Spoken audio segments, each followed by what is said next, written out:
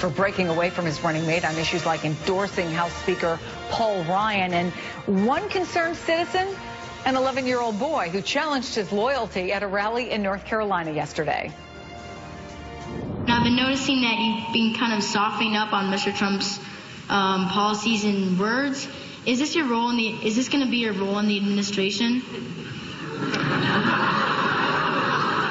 Number one, this a future. Nicely done. Let me tell you what, I couldn't be more proud to stand with Donald Trump, and we are shoulder to shoulder in this campaign. Sometimes things don't always come out like you mean, right? And Donald Trump and I are absolutely determined to work together. We have different styles. You might have noticed that. Joining me now, 11-year-old Matthew Schricker and his mom, Mary. Thanks to both of you. By the way, you look very handsome this morning, Matthew. I have to ask you, because that's a pretty brave thing to get up in front of a vice presidential candidate. Was that a question that you came up with? Did your mom help you? And what did you think about his answer? It was a question that I came up with, and I was very satisfied by his answer. And it was not. I was not meaning for it to be hostile, as you said before. I was challenging him. No, I was not. I was totally just asking him to see if he was, if Mr. Trump was approving. I was not trying to be mean to him or challenging him or trying to bait him like many websites who were saying that I was grilling him. I was not doing anything to offend him or the Trump campaign. Well, I think actually I meant it as a compliment that you asked a tough question, which was a good thing, I think, and he answered it to your satisfaction. What was, though, behind that question? Did you have some concerns about whether he supported Donald Trump? Was what was going on? I had no doubt about how he supported Donald Trump. I was just a little worried about if he was balancing the ticket, or if he was kind of distancing himself from the Trump campaign. And I just wanted to see a little bit. It was kind of nagging on my mind a little bit as I kept reading each report.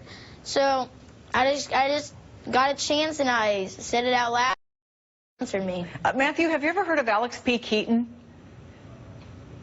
Wait, can you say that again? Alex P. Keaton was a character in a TV show back in the 80s, and he was a very, very smart young man who was conservative, which is, I think, what you are. The difference, Mary, is maybe not the difference. I don't know. His parents, the fictional character, were liberal. Is the Schricker family all on the same page with this? Are there fights at the dinner table? Because obviously politics is something that gets talked about in your household, because you wouldn't have a son like that otherwise. He's the youngest of our 3 children. Our 2 daughters are perhaps not necessarily of quite the same political passion. However, yes, a lot does get discussed at the dinner table about politics. Matthew, do you try to convince your sisters, or do you try to bring them over to your side? What is your? This is something is obviously a lot of interest to you. If I tried to approach them about politics, they just start yelling at me and all this other stuff. They start being hysterical. They really loathe politics, and I respect that, so I try to not make them mad, because I love my sisters and I don't want to make them mad that much. Well, we like that. As somebody who's a sister, I like that as well. What are you going to be when you grow up? Do you know? I might be a lawyer.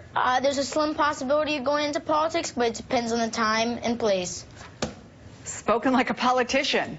Matthew and Mary Schricker, thank you for taking the time to come on the program. And I hope you don't feel we misrepresented you in any way, Matthew. Okay, thank you. Thank you.